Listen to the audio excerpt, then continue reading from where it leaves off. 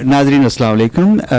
अरशद अवान और इस वक्त आबिद कश्मीरी साहब, जो कि आप जानते हैं कि पाकिस्तान के फ़िल्म, टीवी, स्टेज के माया नाज कॉमेडियन और जिसने पाकिस्तान की ड्रामे, पीटीवी के ड्रामे और फिल्में देखी हैं, वो आबिद कश्मीरी साहब को कभी फरामोश नहीं कर सकता।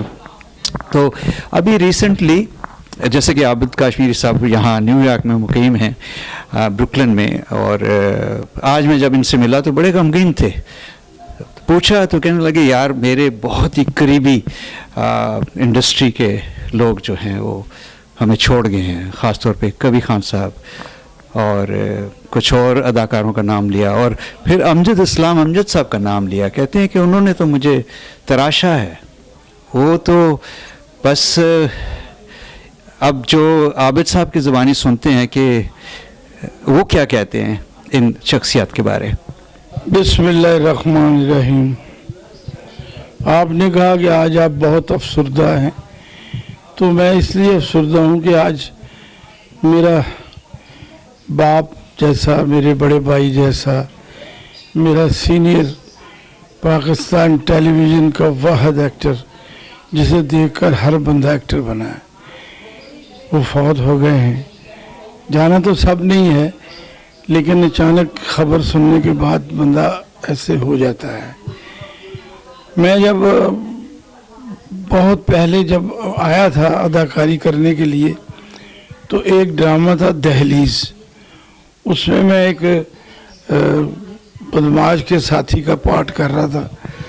तो कवि साहब उसमें थे, तो हम रिहर्सल करते थे, तो कवि साहब बताते थे कि ओए बात सुनो, ऐसे नहीं, ऐसे करो, ऐसे करो, ऐसे करो। तो मैं वैसे वैसे करता था, तो उसमें मैं हिट हो गया थोड़ा सा। तो फिर वो कहने लगे, देखा हो गए ना हिट। तो इस तरह मैंने बहुत ड्रामे उनके साथ किए। हर दफ़ा वो मुझे समझाते। मेरा एक बड़ा यादगार ड्रामा उनके साथ फशार, वो मैं उनमें एडी चौधरी बना था, उनका सेक्रेटरी होता हूँ। बहुत अच्छा रोल था मेरा, तो उनका तो होता ही अच्छा था। तो वो बड़ी तारीफ़ करते थे कि यार तुम बिल्कुल ही आम एक बंदे से तुम इस तरह। तो वो मुझे उनसे प्यार ही बहुत था।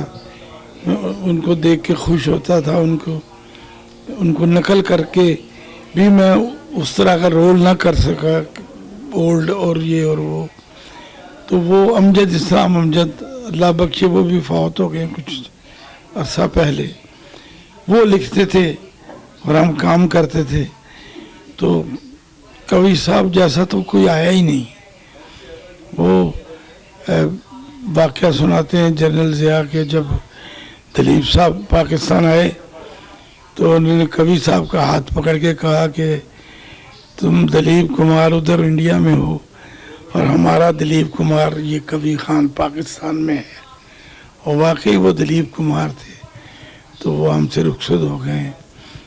उससे पहले इस्माइल तारा साहब चले गए, आबद अली साहब चले गए, सुहेल असगर साहब चले गए। बड़े बड़े अच्छे थिएटर के अदाकार थे। तारक टैडी वो फौत हो गए। तो एक अजीब सा सी कैफियत तारी है। वैसे ही शोभा और मैं इधर अमेरिका में मुकीम हूँ अपने बेटे के पास। तो उसने मुझे बताया कि अबू ये वाक़या हो गया। तो बहुत दुखी हुआ। तो फिर ये कावश वाले आए, उन्होंने कहा कि कोई उनके बारे में कोई यादें तो बहुत हैं उनके साथ। मैंने इंग्लैंड फिल्मों में भी और ड्रामे में भी साथ में गया उनके। एक दफ़ा मैं उनके साथ फिलिपाइन गया था, मनीला। एक फ़िल्म थी सुपर गर्ल, उसमें मैं कवि साहब, हमारा कमरा भी एक था।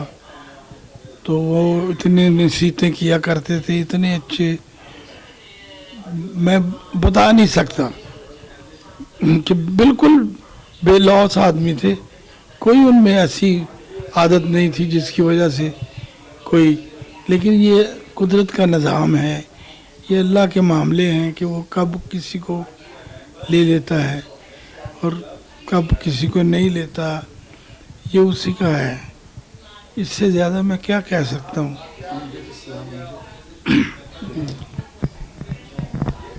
अमजद इस्लाम अमजद साहब नहीं भूलते, इसलिए कि वो मैं हमेशा, मेरा एक जुमला बड़ा मशहूर था कि मुझे कोई पूछता था कि जो तुम कैसे बने, तो मैं कहता था I am made in Amjad Islam Amjad, क्योंकि मेरा ख्याल है जितने सीरियल उन्होंने लिखे हैं उन सब में मैं था और कॉमेडी करता था अकेला ही।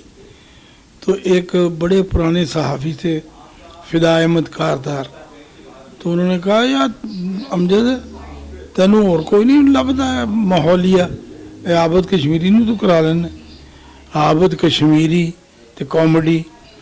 उन्हें कहा यार पता नहीं की चक्कर है, मैं जो लिखण बैठना अमजद साहब ने कहा तो मेरे सामने आ जाता है कि मैं कितने हैं जी, तो मेरी कलम आपे लिख देंदी है। तो उसको एक दफ़ा पहला तकिया कलाम किसको कह रहे हो, गुल्लू बादशाह, वो किया था मैंने अमजद साहब का, तो उनका लिखा हुआ वो मैं जुमला था, तो बोला तो उन्होंने कहा तो तकिया कलाम ही बना लिया। मैं कहा जी अच्छा लग गए थे, ठीक है, नहीं थे नहीं, कहने लगे बड़ा अच्छा है। तो फिर हर ड्रामे में एक तकिया कलाम लिख देते थे और कभी मैं बना लेता था, तो वो सारे ही हिट हुए। तो ये बड़े लोग लिखने वाले और से सारा अच्छा, मैं लगता हूँ कि उनके हाथों का बच्चा हूँ, लेकिन थोड़ा सा ही फ़र्क है, 5-5 साल का, 4-4 साल का ही फ़र्क है मैंने देखा। तो लोग मुझे कहते हैं, मैं एक जगह गया हूँ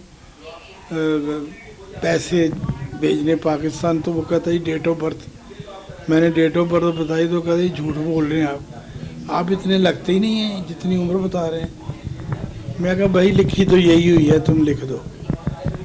तो ये एक कुदरत का निज़ाम है कि कौन क्या लग रहा है, कौन क्या कर रहा है। तो कवि साहब ने तो काम ही बहुत किया है, बहुत काम किया है, इतना काम कोई इंसान कर नहीं सकता।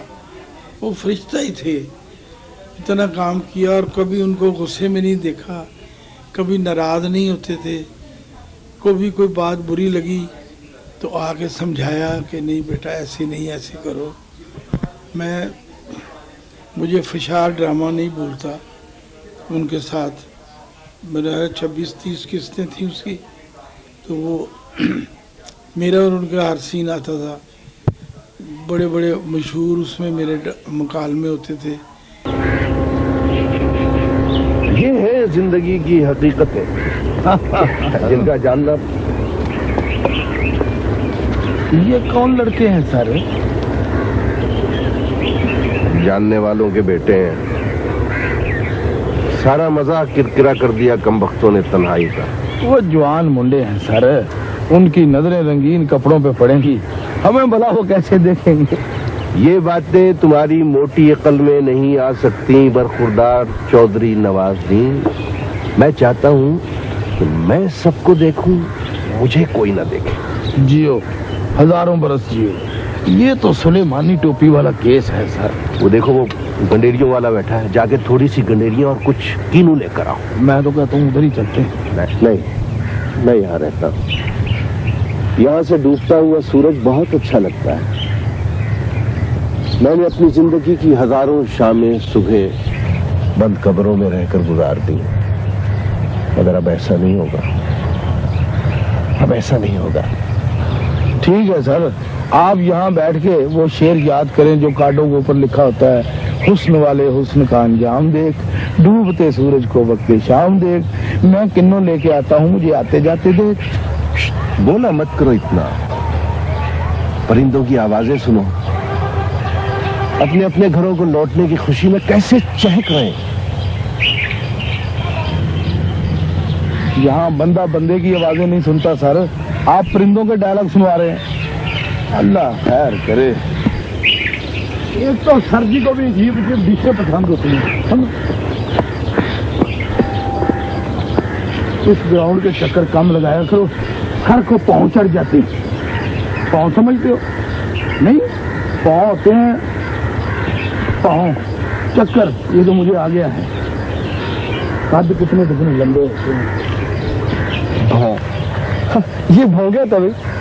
پتہ نہیں یار. ویسے تم نے غور کیا اس بوڑھے آدمی کی شکل سیٹھ رزاق سے کتنی ملتی تھی؟ مائی ڈیئر، آپ اپنے دماغ کا علاج کروائیں ذرا.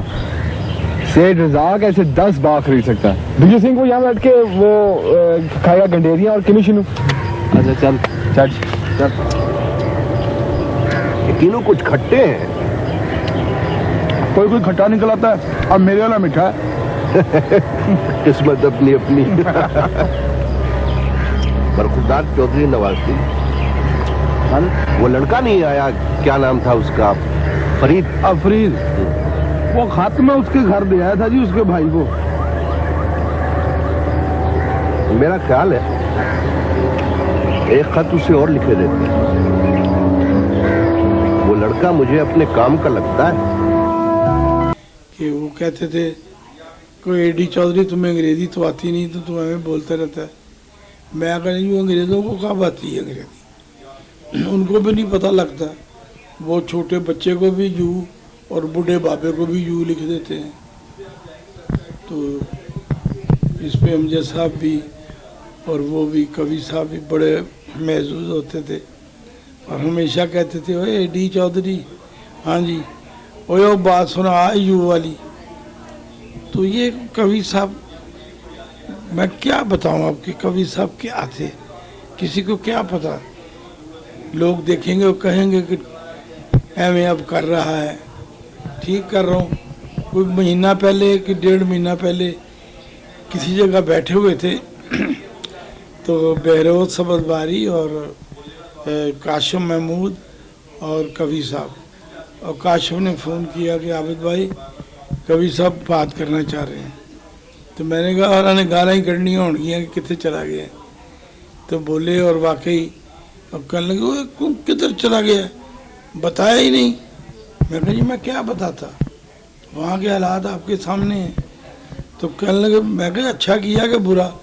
کہنے لگے نہیں بہت اچھا کیا ہے کہ تو چلا گیا ادھر امریکہ میں، اور یہاں تو کچھ نہیں رہ گیا. تو بڑا اچھا ادھر بیٹا تیرا سیٹ ہے. میں کہا جی. اس کے پاس چلا گیا ہے، بڑا اچھا. بڑی کتنی دیر مجھ سے باتیں کرتے رہے.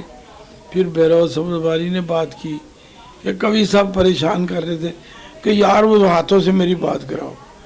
مجھے کہا کرتے تھے ہاتھوں، تو ہاتھوں ہے کشمیر کا ہاتھوں ہے اور کامیڈی کرتا ہے. میں کہا جی آپ پشاور کے پتہ نہیں کیا ہے، مجھے کیا پتہ، وہ اتنی زبردست ایکٹنگ کرتے ہیں.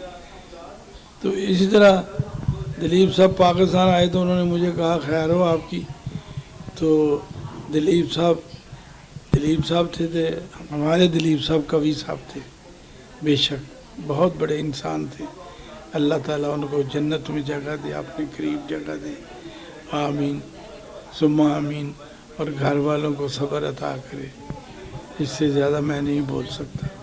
خدا حافظ.